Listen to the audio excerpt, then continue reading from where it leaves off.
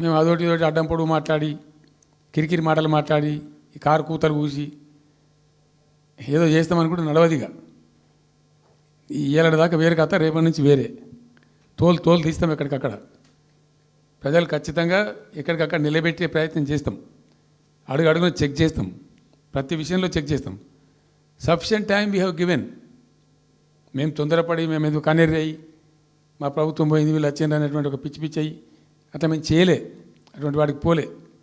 ఇష్యూల మీద పోరాడుతున్నాం, ఒకే fee reimburse మీద పోరాడుతున్నాం, ఇంకోటి పోరాడుతున్నాం, రకరకాల భూదందాల మీద, దోపిడీ మీద, చెర్ల మీద, చెర్ల మీద పోరాడుతున్నాం. పార్టీ కొట్లాడుతున్నది, తప్పదు కాబట్టి కొట్లాడుతాం. ఇప్పుడు మొదటికే ముప్పొచ్చే పరిస్థితి ఉంది. అటు గోదావరి మీద అరాకిరి చేసి చంద్రబాబు నాయుడు ఏపీ ప్రభుత్వం నల్లమల సాగరు, ఈ సాగరు, ఆ సాగరు, అటు గోదావరి దోపిడీ జరుగుతూ ఉంటే దాని మీద సప్పులు లేదు. ఇటు కృష్ణలో ఇంత ఘోరంగా పాలమూరు ఎత్తిపోతల మీద దీని మీద సప్పులు లేదు. మరి ఎవరి ప్రయోజనాల కోసం ఉన్నట్టు రాష్ట్ర ప్రభుత్వం? ఏం చేయడానికి ఉన్నట్టు? ఏం జరుగుతున్నట్టు ఈ రాష్ట్రంలో? కాబట్టి ఎట్టి పరిస్థితుల్లో నేనే స్వయంగా రంగంలో దిగాలనుకున్నా. దిగినం. ఈరోజు డిసిషన్ అయిపోయింది. 2-3 రోజులలో, 2-3-4 రోజులలో, రాబోయే 3-4 డేస్లో ఆయా జిల్లాల నాయకులతో సమావేశమై ఖచ్చితంగా చాలా పెద్ద ఎత్తున అక్కడ గ్రామానికి డప్పు కొడతాం, మొత్తం సభలు పెడతాం, కవులు, గాయకులు, కళాకారులు అందరినీ తట్టి లేపుతాం. మీ పత్రికా విలేకరులను కూడా రిక్వెస్ట్ చేస్తాం. అక్కడ జరిగే అన్యాయాన్ని, ప్రజలకు జరిగేటువంటి అన్యాయాన్ని, ఈ జలదోపిడిని అరికట్టాలని ఈ కేంద్ర ప్రభుత్వం అవలంబిస్తున్న విధానాన్ని కూడా తప్పకుండా చేస్తాం. ఇన్ని రోజులు ఒక రకంగా పోయినాం, కానీ ఇక తప్పేటట్లేదు. ఇప్పుడు ఎవరితోనైనా సరే కొట్లాడతాం, తెలంగాణ కోసం భయపడం, యాందాకైనా పోతాం, ఈ కొండ మీద గోప అయినా సరే కొట్లాడతాం, తప్ప ఇడిచిపెట్టాం. ఇక్కడ ఏమి ముఖాలు చూసేది కానీ ఇంకోటి కానీ నైసిటీస్ ఏమి లేవు. There is no nicety at all. Will fight, డెఫినెట్గా ఫైట్ చేస్తాం. ఎందుకంటే రక్షించుకోవాలి, రాష్ట్రం యొక్క హక్కులు రక్షించుకోవాలి, నీళ్ళు రక్షించుకోవాలి, రాష్ట్ర ప్రజల ప్రయోజనాలు రక్షించుకోవాలి. ఈ విధంగా ఇప్పుడు మా కళ్ళ ముందే జరిగినటువంటి దీనిలో ఈ దుర్మార్గంలో ఎట్లా మౌనం పాటిస్తాడు కేసీఆర్? ఎందుకు మౌనంగా ఉంటాం? ఎవరి కోసం ఉంటాం? ఎందుకోసం ఉండాలి?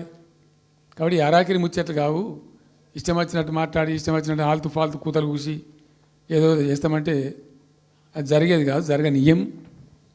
రెండవది, ఈ ప్రభుత్వం కూడా సర్వభ్రష్ట ప్రభుత్వం,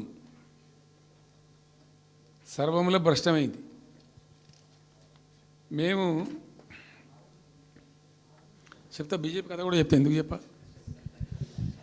డెఫినెట్గా చెప్తాము. అరే నువ్వు మా ఇంట్లోకి వచ్చి మాకు దోసుకపోతా అని ఊరుకుంటామే? నాకు అర్థం ఎవరైతుంది?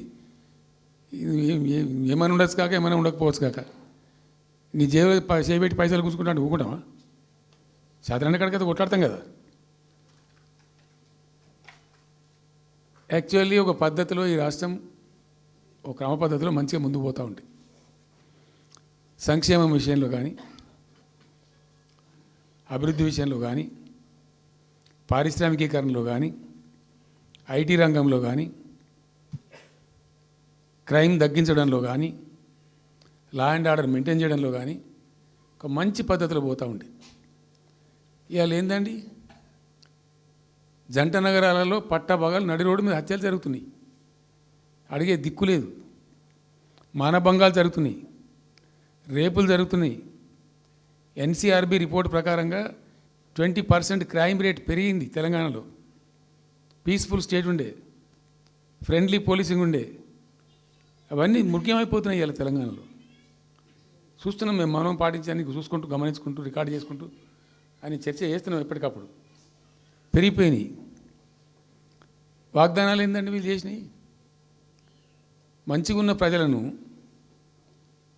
మాకు ఓటేసే ఉద్దేశంలో ఉన్న ప్రజలను పచ్చి అబద్ధాలు టెంప్ట్ చేసి, మోసం చేసి, ఈ రాష్ట్ర ప్రజానీకాన్ని మోసం చేసి, దొంగ మాటలు చెప్పి, మాయ మాటలు చెప్పి, అర్రాస్ పాటలు వాడినట్టు వాడినండి, వేలం పాట వాడినట్టు. కేసీఆర్ 10,000 ఇస్తాడు రైతు బంధుకు, మేము 15,000 ఇస్తాం.